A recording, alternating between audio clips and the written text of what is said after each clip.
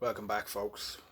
Today I'm doing The Age of Deception, but I want to preface this video a little bit. I probably should have done it in the first one. Like the first video, I'm probably not going to be sharing much with you that you won't have already known, but I think the election proved beyond a doubt that we desperately need our movement to grow. And in it growing, there's going to be a lot of people who, aren't familiar with even half of the stuff I'm about to go through. So this video isn't really for the benefit of people who follow me on Twitter or who know me. It's more for the benefit of people who haven't a clue what's going on and are trying to get to grips with why everything is going so wrong. So I want to start with the title, The Age of Deception. Now, I mean, we could tangent into all kinds of things about the age of Pisces and all, we could go on all day, but it's fruitless. So really, the reason why I'm calling it this, and it's not, I didn't coin this term, plenty of people have said this before me, but basically, we were supposed to be heading into the information age. Now, I feel confident in saying that our enemy recognized this as the immediate threat that it was and decided that the information age would become the misinformation age. And that, like YouTube, most people know that on YouTube it's impossible to watch what's on YouTube in your lifetime. And the rest of the internet's the same. And the goal of this is pretty simple. It's really just about hiding the needle in an even bigger haystack that they think we can never get down through. And it's also the ultimate format for just blatantly anti-white propaganda. You have all these insane articles about how white people stole everything from everyone, and it would never pass in any other genuine format. But they just slip it out there and online, and people will start sharing it, people will start believing it, people will start basing worldviews off of that. And this kind of leads us nicely into the informational form of divide and conquer. All these ideological weapons that they've forged to make people die hard about the indoctrination they've been fed because it's sophistry. And that's another thing. I know I might be turning some people blue in the face with the amount of times I mention sophistry and ad hominem in conversation, but I really believe that indoctrination or awareness are both about repetition. People see things multiple times, it finally starts to sink in. And I think ad hominem is something that you can't unsee. And we really need to point that out to people more often because it's all the left have. And if we can take that weapon away from them just by raising the awareness of the public to the fact that, these are children who would rather engage in name calling than debate an actual policy or something of substance. And really, what I'm saying here is that sophistry and ad hominem, I think, are two things that we need to pound into the subconscious of the general public. They're, they're things you can't unsee. And the more people who understand the definitions of these and then look at things critically, the better off we'll be.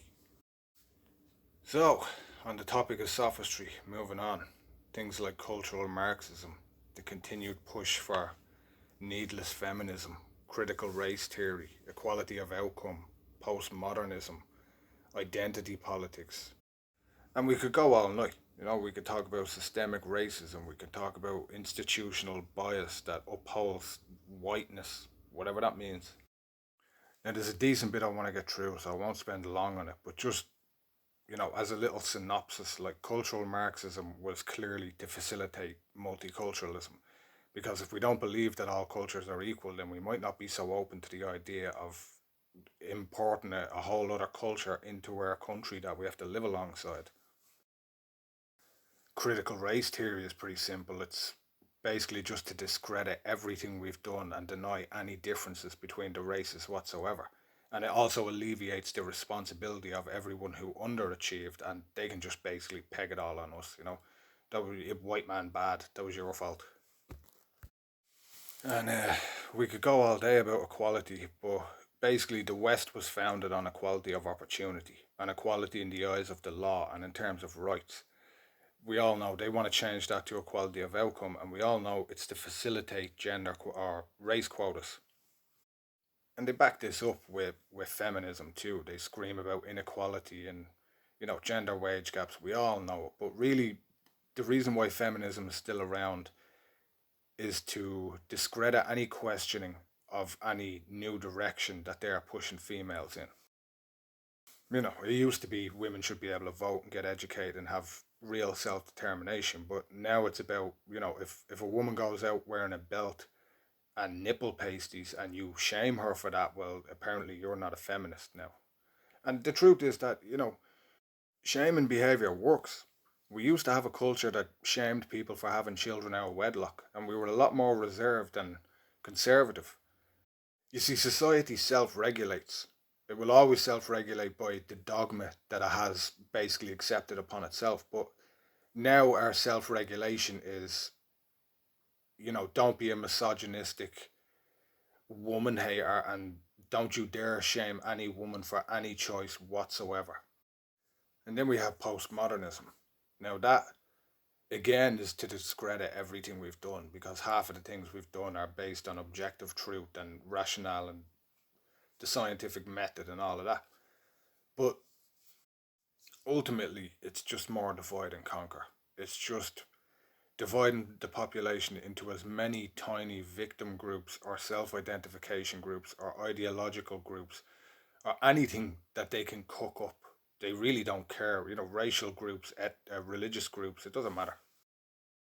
And then, half of the rest, systemic racism and institutional bias, all of this is just really all it is a justification for more people of color in high level positions so that we can show that our system isn't racist or, whatever.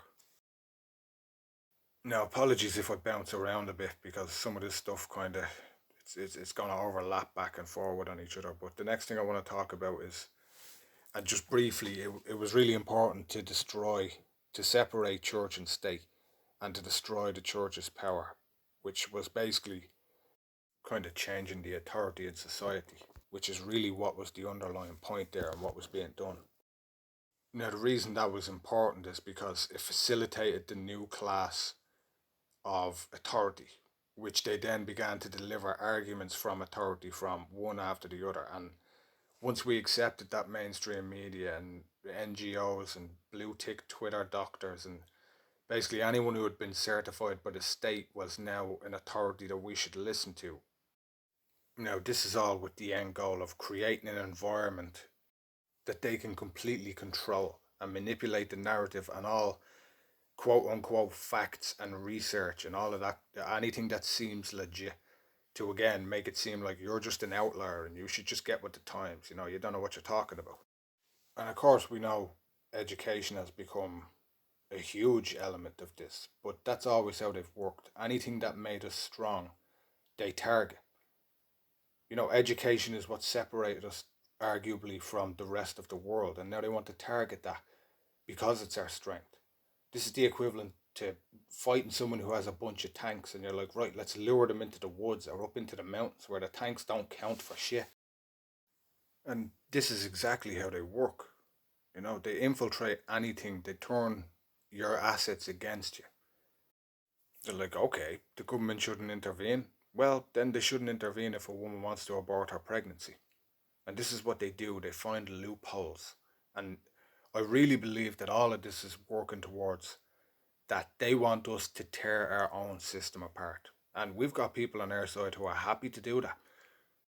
But that's something I'm going to cover a bit later in what was going to be a separate video, but it'd probably be too small. It's just about all the traps and, the things that have been laid out in front of us that we should not walk into because they are a trap. But I'll swing back to this later.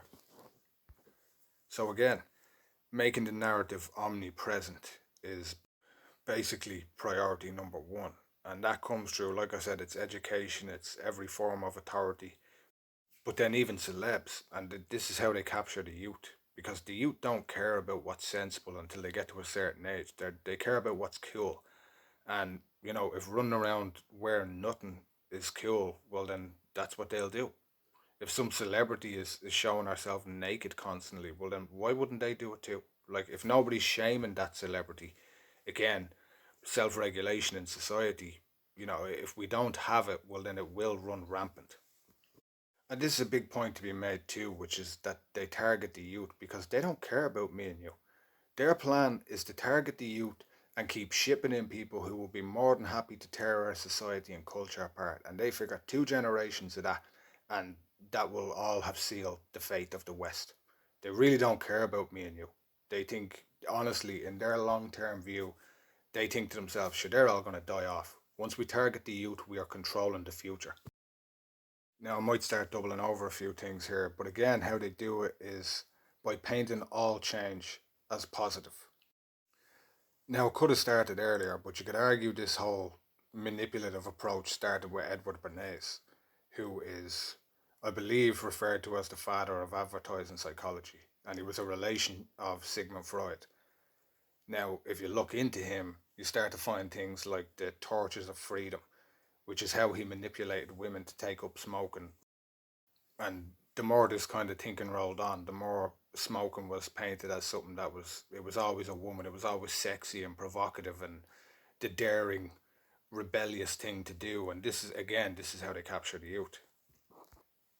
And we can still see that exact approach being used today by, apparently women appearing topless on the front of a magazine cover is sexual liberation. Now, people might say that it's blowing things out of proportion, but I mean, it's very hard to imagine that we could ever have societies that would legalize things like prostitution or these Instagram models and the cam girls and all, like without having first had sexual liberation. In Christian conservative societies, this could never have happened. So it's all incremental. It starts with something that looks small, and it's like, yeah, if they want to do it, whatever. But it's never long before it gets out of hand. And you could argue this is the whole problem with being an ideologue, with just embracing one ideology and one ism, and you're like, yeah, this is what I'm for, this is what I'm about now. And that's the problem with progressivism. It's a, it's very naive. I mean, how many times in your lifetime do you think we can reform society? And I mean, I use this analogy a lot. It's not only beating a dead horse, but it's going looking for more horses, which arguably there aren't many left in Western society. And this is going to bring us back to sophistry for a minute because we need to go back into just this constant bombardment on the population that inequality exists. And because it exists, then it is absolutely our responsibility to do something about it. Now, to a large extent, inequality is natural. There is no way to circumvent inequality. The goal in Western society has always been to be equal in the eyes of the law and to create an equal opportunity for people. But again, if they just bang on and on about inequality and the fact that it exists, which it does, this is how they work. There always has to be a sprinkle of truth in the lie to make the sophistry believable.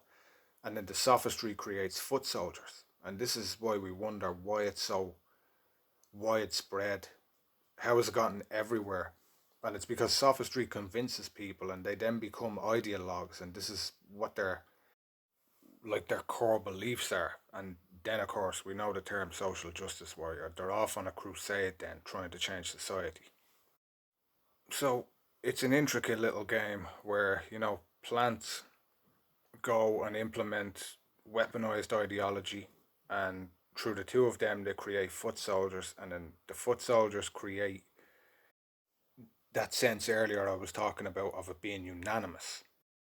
And not that it even really matters, but it actually becomes hard to tell who's who among all these people. Like, you know, we've got a PBP, Mr. Murphy, politician who I'm sure we all know who I'm talking about, Leninist, and it's hard to tell. Like, he turned up, he seemed to appear in the public eye around the time of the bin charges and the household charge. And, this made him appear like he was a man of the people and all. And so it's hard to know if he's an actual plant or if he's just a guy who was sold a lie. But ultimately, the outcome is the same because whether they are genuine or whether they are a foot soldier created through sophistry, ultimately they all agitate towards subversion, which contributes to divide and conquer, and also something I want to talk. I'll get to it later. Attention control, because if we're all busy fighting each other, well then nobody's really watching what's happening behind the scenes. And again, I'll circle back to this a little bit later on. Right, now I want to move on to basically what I would deem are the traps. And this is all the stuff that they set up. I mean, everyone knows that, you know, we've done more Nazi films than have come out of Hollywood than anything else. And this is all conditioning. And it's easy to see because, I mean, it doesn't matter what we say. We're all going to get called fascists and Nazis. You know, we can be free speech advocates. It doesn't really seem to matter to these people. They're programmed to call us something that will basically operate as a character assassination. Because apparently in the modern world, if you discredit the messenger enough, well, then apparently the message is no longer valid. But they knew that if they forced enough multiculturalism and diversity on us, we would eventually react. And the reaction may well be people saying Ireland for the Irish and things like this. And this is where they get to point then and say, look, we told you they're racist. Especially if you're going to play into it and start talking about things like ethno states and national socialism as the answer to, what are very obviously problematic monopolies. I mean, I think I can confidently say that most nationalists are not free market junkies.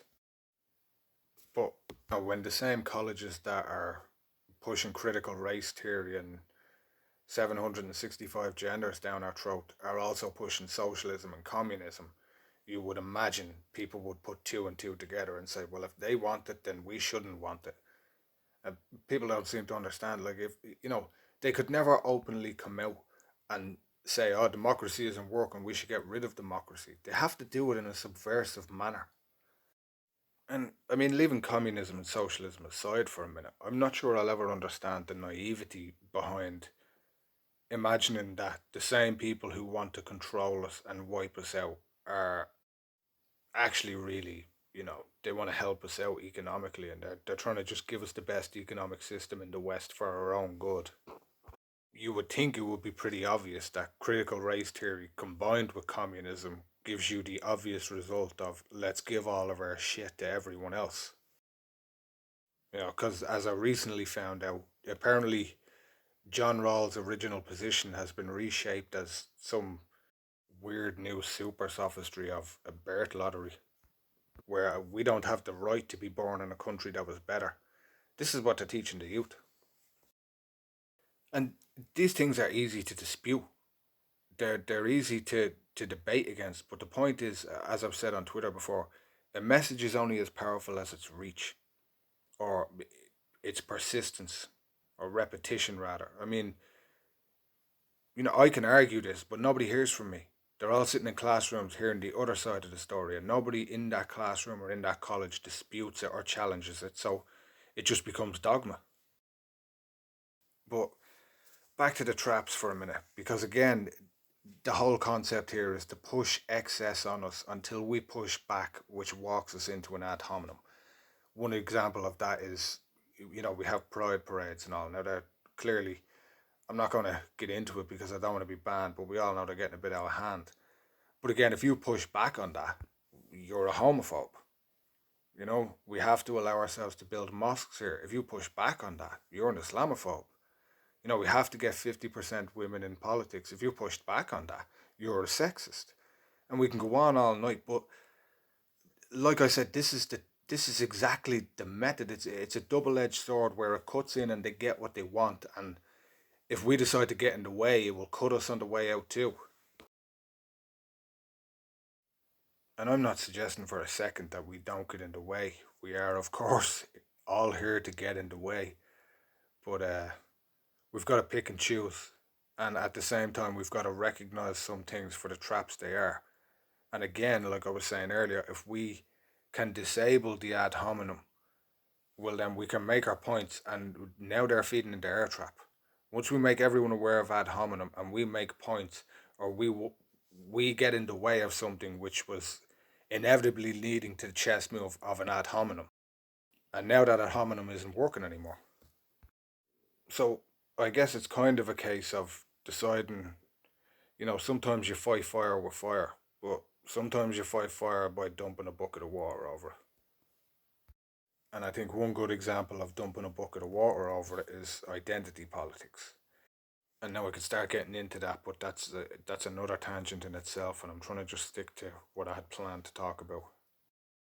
So I think as a quick recap, it would be good to shape this as a game of chess.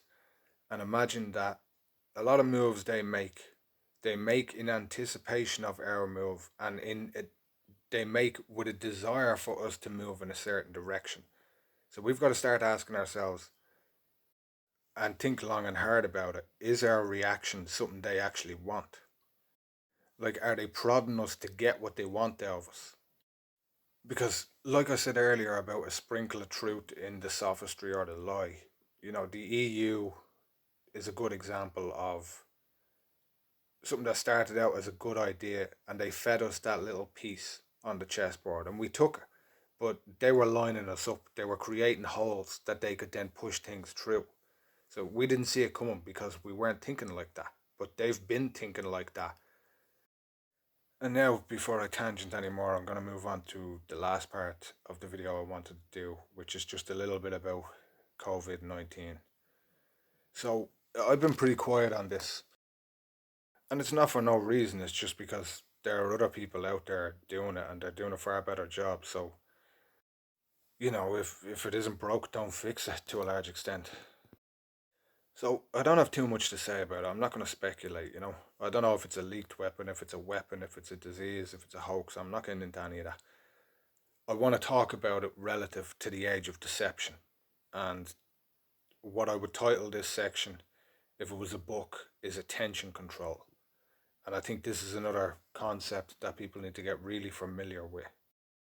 Because if you look at coronavirus through this lens and you start to think that, I mean, all of us were calling out everything prior to the election.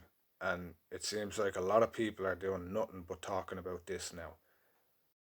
And a lot of times, how it works is an immediate threat. There was a lot of the eyes of the world were on what was happening in France, and the pressure was building and building.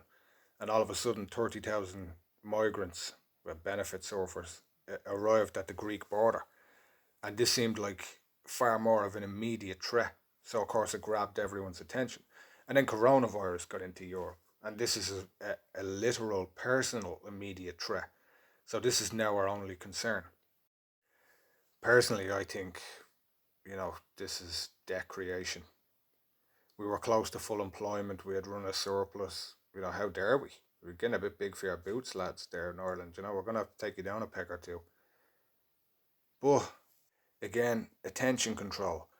And while we're all talking about the products in the shops and what the news are saying and what they're not saying and what's going on social media, they're slipping more people into direct provision centres. And somewhere legislation is being passed. Somewhere someone is buying over another company to consolidate a monopoly. A lot of it is largely a distraction. And I don't need to tell anyone at this point that the establishment and big business and media are all in bed together, so this wouldn't be hard to execute whatsoever. And again, I'm not trying to say it's fake. What I'm saying is our reaction to it, like we acted in a manner that can only be described as inviting it into the country. So, and like I say again, this is the headline now. The news every day is about this.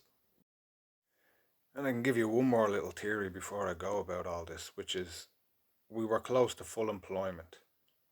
That would have made it pretty hard to implement gender and race quotas. We would have had to actually fire people to hire people of colour. Whereas, I mean, if we trim the workforce a little bit now, then maybe there'll be vacancies for these quotas. So, again, like I'm saying, chess moves. We've got to be looking 3, 4 moves ahead, and we've got to see the ripple effects before they start to ripple, basically.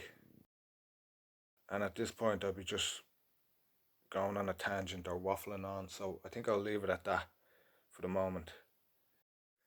So mind yourself, folks, and I'll catch you all again soon.